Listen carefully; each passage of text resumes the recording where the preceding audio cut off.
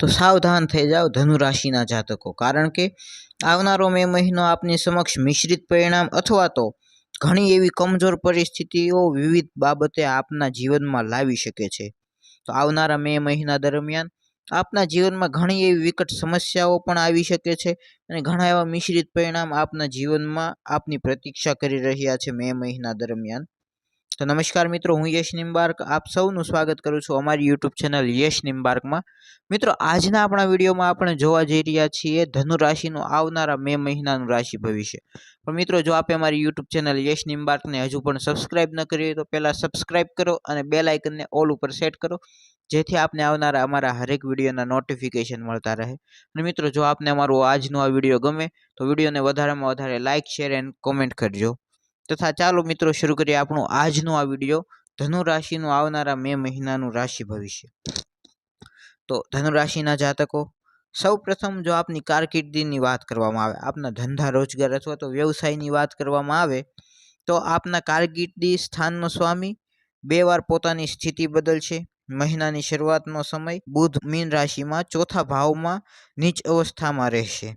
તો મિત્રો, આપનો જે કારકિર્દી સ્થાનનો સ્વામી છે એટલે કે બુધ મહારાજ, તે આ માસ દરમિયાન 2 વખત પોતાની સ્થિતિ બદલશે અને બુધ મહારાજ મીન રાશિમાં ચોથા ભાવમાં નીચ અવસ્થામાં રહેશે।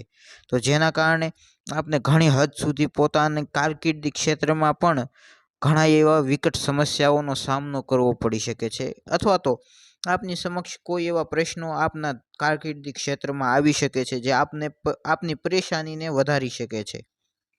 તથા જો શિક્ષણની વાત કરવામાં આવે તો શિક્ષણ બાબતે ધનુ રાશિના જાતકો માટે મે મહિનો સામાન્ય પરિણામ આપી શકે છે।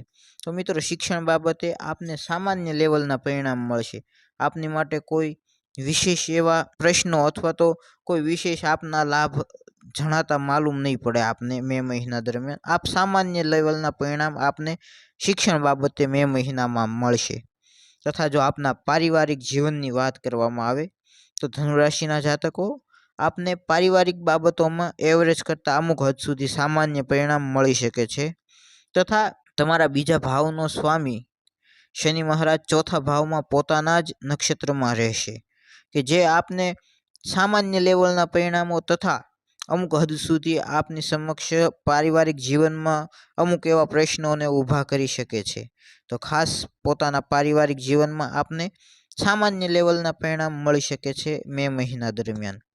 તથા મિત્રો, જો આપના પ્રેમ સંબંધની વાત કરવામાં આવે તો પ્રેમ સંબંધમાં મે મહિના દરમિયાન ધનુ રાશિના જાતકો માટે 5મા ભાવનો સ્વામી મંગળ મહારાજ નીચ અવસ્થામાં 8મા ભાવમાં હાજર રહેશે।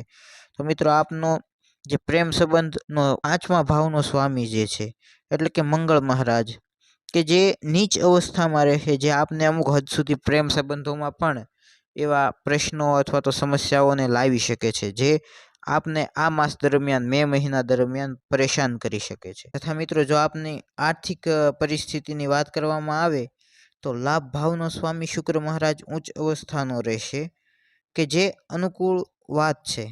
તો મિત્રો, આપને આર્થિક બાબતોમાં ખાસ અનુકૂળ વાત ગણવામાં આવે એવું એ છે કે આપનો જે લાભ ભાવનો સ્વામી શુક્ર મહારાજ છે એ ઉચ્ચ અવસ્થાનો રહેશે, જે આપને અમુક હદ સુધી આર્થિક બાબતોમાં લાભ આપી શકે છે। તથા મિત્રો, જો આપના આરોગ્યની વાત કરવામાં આવે તો આરોગ્ય બાબતે આપને સામાન્ય કરતાં સારા પરિણામ મળી શકે છે આ માસ દરમિયાન।